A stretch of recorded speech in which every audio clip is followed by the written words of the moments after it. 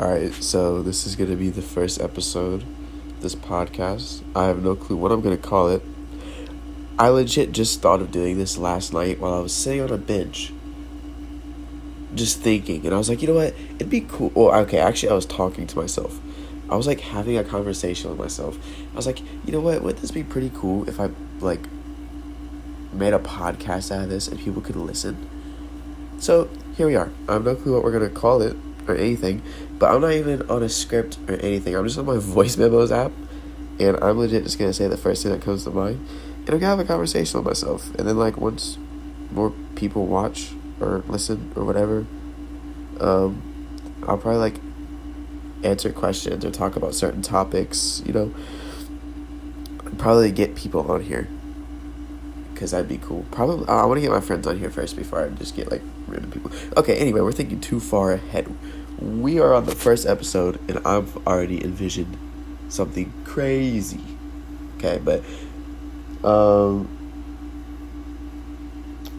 yesterday I was, like, having a dilemma because, like, I had been so burnt out from school yesterday, and then I came home, and I ended up, like, just sitting on my phone for 2 hours, right? And, no, it was more than 2 hours. It was, like, 3 or 4 hours. And I was like, you know what? I want to do something. Like, I just came home from school and straight just, like, sat in my chair for 3 hours. Like, let me go on a walk. So I brought my book and my journal, because sometimes I just like to write randomly. And I went to this bench at this church by my house, and, like, it overlooks, like, some tree. Not overlooks, but, like, the view's kind of nice. Like, you're kind of facing towards houses or whatever. But there's some nice trees, and you can see the skyline and everything. You can see the highway from there. And it's nice. Anyway, I was just sitting there. I started talking to myself, and I was thinking, I was like, what if someone came up behind me and heard me talking to myself? Like, they'd think I was a lunatic. Like, everyone in my neighborhood would know me as a lunatic. So I started, like, talking quieter, because, like, I didn't want no one to hear me, because people frequently will, like, walk by or whatever. But, yeah.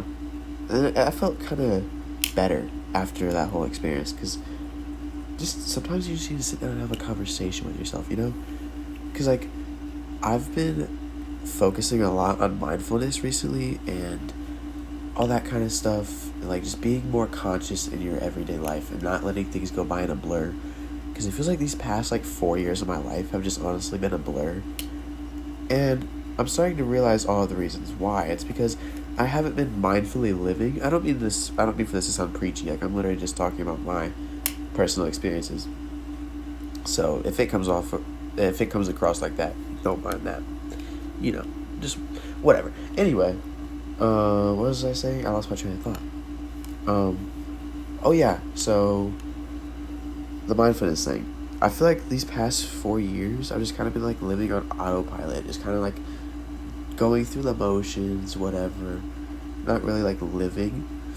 So I've been trying to, like, live more in the moment, and I got this one book from the library, or the South High Library, and it's, like, a self-help book, and it's, like, just dealing with your emotions and thoughts, and it had a segment about mindfulness. I was like, oh, this is convenient. Like, I'd already been looking into it. And here it is in this book, just gracefully placed in my possession. Anyway, that was weird. What was I saying? Oh, yeah, so I started reading it, and a lot of it correlated with me. Like, I was like, okay, this really makes sense.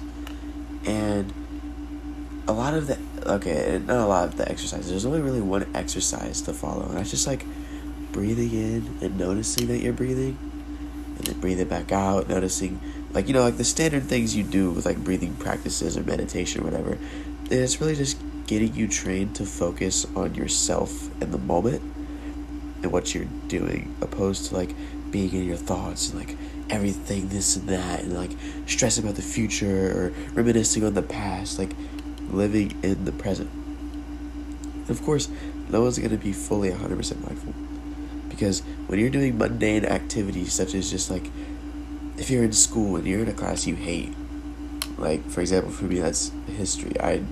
History bores the shit out of me. If you're just in history class and you're just sitting there and he's talking about the Declaration of Independence for the 37th time in the past week, you're going to get a little bored. You're going to start daydreaming. You're not going to live very mindfully in that class. And that's okay. It's all about finding a balance and wanting to, like learn when to activate mindfulness, because you can use it in certain situations. Like me, for example, I would always zone out in class very easily. I still do. Like, I'm not trying to act like I've mastered mindfulness. I'm literally just learning about it and learning how to practice it. So yeah, it's not really, I'm not the expert on this. Just thought I'd share some of this advice with you. But anyway, like, just learning to, like, focus specifically on one thing really helps me. Like, let's say I'm reading a text in English that I don't really find interesting, but like I have to read it. I'll hyper focus on like one sentence and just keep rereading that sentence to myself, and then eventually, like, I'll get bored of that sentence, and then I'll like be like, okay, well, let me just move on, and then I just read through the whole thing eventually. And yeah, it can be rough to like learn to be mindful and like when to like learn to pay attention and not just zone out, you know? Because I feel like a lot of us honestly just kind of zone out throughout the day. Don't really think about what we're doing, not really conscious of ourselves. And that's like, it's normal to not always be mindful and conscious. You have to find the balance, just like with anything. It's all about balance, all about all that kind of stuff. Balancing the times you zone out. Like, for example, let's say you're just sitting here, right? Like, I'm in my chair right now, and if I wasn't recording this, I'd probably be on my phone, reading, or just, like, staring at the wall thinking about shit, So the times you'd want to be zoned out is, like, in your thoughts, is just when you want to think, like, when you want to just go off on a daydream or anything. And if you do that randomly, like on accident, when you're just trying to be mindful, like when you're trying to practice mindfulness, it's okay. Like, just try and focus yourself back into the state of mindfulness and bring yourself back to reality. And don't shame yourself, because then that'll like cause guilt and stress on yourself because, oh, I didn't stay focused, so I failed my whole task of being mindful, like blah blah blah. No, it's all about balance. Find the balance in everything. Which that leads me on to the next thing I was talking about, which is, I lost the word. It starts, dopamine. Okay, dopamine. So, I've been trying to, or I've kind of haven't been doing too well with it, but I've been trying to dopamine detox recently a lot. Like, because a lot of the things I used to find fun were just like kind of boring. Like, my favorite songs, they're not my favorite songs anymore. And even when I try to find new songs, I'm like, they aren't really hit the same as they were. Just gets kind of boring. And I've realized, like, after doing some research, it has to do with the chemical makeup of your brain. Like, of course, that's obvious. Like, everyone knows that. But, like, for me, it was kind of like, oh, this stuff don't just happen. This stuff doesn't just happen. Like, there's a reason why this happens, and I can fix it. And I've been trying to, like, stay off my phone as much. Like, do more long-term rewarding activities compared to quick dopamine hits. Like, for example, I deleted TikTok because, like, I would legit just scroll on there for hours. Not hours, I don't never spend that much time on there. But, like, whenever I'd get bored, instead of doing something else, I would just straight go on TikTok. And then I'd go on TikTok for a little bit, like, do some homework, scroll on TikTok a little bit longer, do my chores, scroll on TikTok, and that's all my day. All my day is consisted of just like, you know what, I'm gonna delete TikTok, and it's honestly really helped. Or if you don't want to delete something, like if you don't want to delete TikTok or a social media that's bothering you, what I found that helps is like slide it over to another screen. Like, what I mean by that is, like, if you're on your home screen, you have to swipe over 2 or 3 times to like get on to other apps. You guys know what I mean. put it on the very last like slide or whatever, because then you're not as tempted to just click on it instinctively. Because like for me, I still kind of deal with this with Instagram and Snapchat. Like if I'm not doing anything, instead of just like sitting here thinking and learning to be bored, which I'll get into in a second, I just like will open up Instagram and start scrolling, or go on Snapchat, and even if no one's like texting me, I'll just like scroll through stories or whatever. And that's just instant dopamine. Like instead of sitting here, okay, wait, let me back up just a little bit. By the way, like I'm not gonna edit any of this. This is gonna be just me rambling and talking. So there's gonna be a lot of like awkward pauses where I'm trying to like regain my train of thought, whatever. Because I'm trying to make it like a real conversation. No one's gonna really be talking to you like perfect put together sentences back to back. Like no one's realistically like that. Anyway, what was I saying? See, there we go. I lost my train of thought. I was talking about okay, I forget what I was talking about actually. It was to do with dopamine and dopamine detox and stuff. Like I forget where I was leading into with that. I don't know. But anyway, we'll just move past that. I've been reading a lot recently to like fill up the empty space in my days. And I just read The Hate You Give. And it was honestly like one of the best books I've read in a while. It's actually the first book I've read in a while. I quit reading for a little bit. Like for the past 2 years I haven't read like I used to. Like I used to read all the time. Probably I could finish. Okay, actually I remember when I was in like 5th grade, I got this Stephen King book from the library, and it was like 700 to 800 pages, and I finished it within like 1 or 2 days, because that's all I did was just sat there and read it like constantly. I remember that day we had went on a walk on some trails, and I had brought my book with me, and as we were walking the trails I was reading the book. Anyway, that just goes to show how much I used to read when I was little, and now compared to now, it took me like 2 months to finish The Hate You Give, just because like it took me a second to get back into the swing of reading, like having some parts in the book that like are kind of anticlimactic. And that goes back to the whole dopamine detox thing, and if anything doesn't hit your dopamine like crazy, it's gonna be boring to you. Anyway, I read it and it was like really insightful. It made me realize some things that like I had never been like noticed, or I had never noticed before. Sorry, I'm sick by the way, so like I probably sound really stuffy. Got the sniffles, whatever. But it was really insightful, and I really liked the book. Yeah, I thought I had a good story to it too, and I think anyone should read it, or everyone should read it. I meant, because especially with all the stuff going on right now with police brutality and everything, I think it's a pretty good book to, if you're more closed-minded, it could probably open your mind to some things, and even if you're open-minded, it can make you realize some things you might not have noticed previously. And yeah, overall it's just a really good book. I really enjoyed it. And another book I'm reading is called A Crooked Tree, and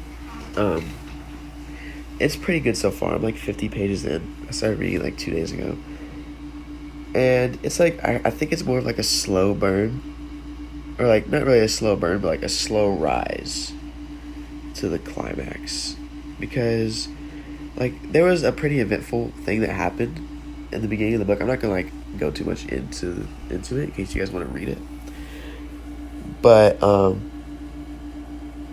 it was like this. Okay, let me explain this part so you guys can at least get some context of what I'm talking about. So the book is about this girl named Libby, and she has 3 sisters and a brother, and her Irish immigrant dad had passed away after going to work with their uncle in New York. I think it was their uncle. But anyway, that left their mom in like a complete emotional, or in complete mental distraught, right? Like she completely flipped her personality. She was mean as shit all the time, always like neglecting the kids in a way.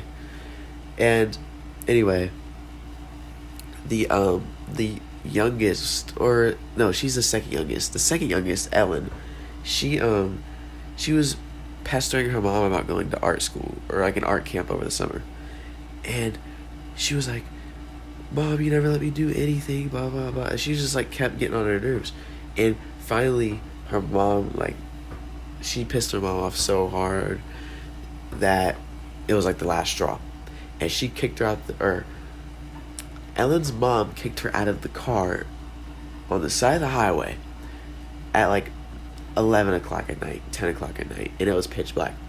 Anyway, Ellen ended up hitchhiking. By the way, Ellen's 12. She ended up hitchhiking, and she got a ride from this really creepy man. Like in the book, I'm not gonna go into detail because I don't feel comfortable talking about what they said in the book. But it was like, so you can imagine what happened. Basically, he tried to kidnap her and everything, and yeah. Anyway, she had jumped out of the car, thankfully, like as they were going around a curve, and she went to a place where Libby was babysitting that Friday night, and that was like a very like tense part in the book. But I already knew what was going to happen because I read the synopsis, and it legit talks about it in the synopsis. So the first quarter of the book, it's not a quarter, it's probably like at 1/6 of the book. The first 1/6 of the book was pretty boring because I already knew what was going to happen. But now, since I'm past that, I hope it kind of picks up more. And I realized I said I was going to give you guys like a little bit of context, and I ended up explaining what happened within the whole 50 pages. Anyway, yeah, I'm gonna try to read more. I'm gonna get back into writing because I have this journal that I was journaling in for a little bit, like where I would fill up a whole page in the mornings and I fill up a whole page at night, and it was just really beneficial to me. It was kind of nice, but I also realized I can get very sidetracked when writing. So that's why, this actually ties back into what I was doing yesterday. And yesterday, that's what I was going to do, was write at that bench, right? But then I started talking. I was like, it's better for me to just talk about what happened in my day, talking to myself, and having a conversation with myself. And it worked. Like, it worked better than writing ever would. I felt, like, really free. I just felt better, after talking to myself. That's why I kind of made this podcast, because I guess it would, like, help people, if they're in the same situation as me, relate to me, I guess. And for the people that like know me but don't really know me, I guess, like you know who I am, but like you don't know me, it can give you more of an insight onto who I am. Because honestly, I don't really talk to anyone besides my close friends. So yeah. Anyway, where was I going with this? Oh yeah, I was talking to myself. Blah blah blah blah. And that led me to being more mindful throughout today, because I had been like, okay, tomorrow you're going to be mindful. We're going to be set in everything we're doing. We're going to be just very focused. It's like, okay, And I went through today. It didn't work, by the way. I was not very mindful today. I guess I'm being mindful right now because I'm trying to be in tune with my thoughts and spit them back out into a microphone. Which isn't really a microphone, just my phone. Anyway, I need to quickly get sidetracked. So I was researching some colleges today, right? Well, actually, okay. I had gotten some letters from like Springfield and then TCU, and I'm not really interested in going to either of those because TCU is all the way in Texas. And I think Springfield's in Minnesota, and neither of those states interest me. And neither of those colleges interest me. Because TCU is a Christian college, and I'm not Christian, so I would not go there. But I did get some emails from Ohio State, telling me some information, and, how I can, apply for college visits and whatever. So, maybe, well, not this year, obviously, because there's no point, really. Well, I guess there would be a point, but it's a little early. But I might sign up for a campus tour of Ohio State, possibly. I don't know, because I really do want to go to Ohio State. That's always been my dream college. Like, as basic as that is for me living in Columbus, like, everyone wants to go to Ohio State. Who doesn't want to go to Ohio State in Ohio? But, like, I've always just loved the thought of going to Ohio State. And I'd be the first person in my family to go to college. And for it to be Ohio State, which my family adores, it would be amazing. You know, it's like a 2-for-1 right there. But I still have not decided my major yet, which, I mean, no one has. I'm a sophomore in high school, so of course I'm not going to, know what I want to do for the rest of my life.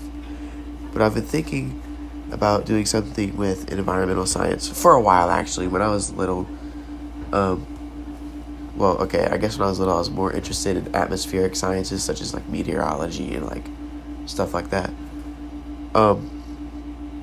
But that passion kind of wavered as I got older. I mean, I still think the weather is cool and all, and the atmosphere is cool, but it's just not as, enticing to me as some other fields of science. I know I probably want to do something with science in my future. Or English, literature, I guess. Because those are the two subjects that really excite me the most, so I probably want to find a field in those subjects.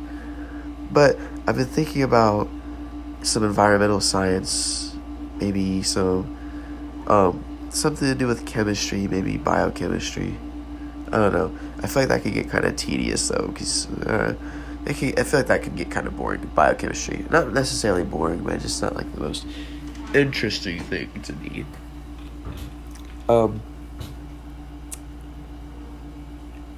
What else? Oh, for a while I wanted to be a psychologist. I wanted to major in psychology. But I realized you kind of have to dedicate your whole life to that and, get a master's or a doctorate to even, get decent paying jobs. And then you have to basically be your own, practitioner to even make, the $120,000 that I thought you would make as a psychologist. But psychology still does interest me, just not enough to devote my whole life to, I guess. I think it'd still be cool, though. And maybe if there's an opportunity for me to get a really high-paying psychology job, if there's something in the future that opens up like that, or if my mind changes, I'd be completely open to taking psychology as my major. But I do want to get a business not undergrad, that's associates and bachelor's degrees, whatever. I want to minor in business or sound engineering. Probably business because that could get me more jobs, but sound engineering could help me with music and learning more about music and sounds in general and production, mixing and mastering and stuff. Whatever. It'd be cool. But no, this is where I was leading with this. I think it'd be cool to be a psychologist that majored in not majored, focused on how music affected your brain and how it affected your mood and everything. I'd love to be a music psychologist, I guess. But that's a very niche lane in psychology, and you'd have to be extremely lucky to even probably find a job that would even need that, that would need that sort of expertise. I don't know what else I really want to talk about. I think today is going to be a shorter episode because I feel sick and I feel kind of shitty. Kind of just not a good day, but I wanted to get this first episode done and I was kind of motivated to do it. So I may as well record it, and I did. I'm going to post it probably to YouTube because I don't know how to get it on Spotify yet. If this does end up on Spotify, it's probably in the future after I figured it out. But, yeah. If you listen to this all the way through, thank you, I guess. I don't know why you would listen to this, because I'm kind of just using this as a way to just talk. Just talk. And if you listen, thank you. I appreciate it. No corny shit, though. I'm not going to be one of those people that's oh my God, I appreciate you so much for listening to this. And, a simple thank you is what's the word I'm looking for? a simple thank you will be okay. So, thank you. And make sure to listen to the next one if I do post one.